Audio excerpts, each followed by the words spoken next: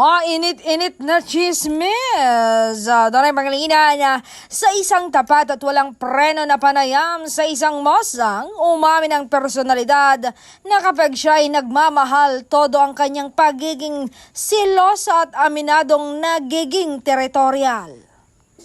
Ayon pa sa aktor, hindi raw biro ang magmahal para sa kanya dahil kapag pumasok siya sa isang relasyon, ibinibigay niya ang buong puso at atensyon dahil dito natural lang umano ang maging protective siya sa taong mahal niya, lalo na kapag ramdam niyang may banta o agaw eksena mula sa iba.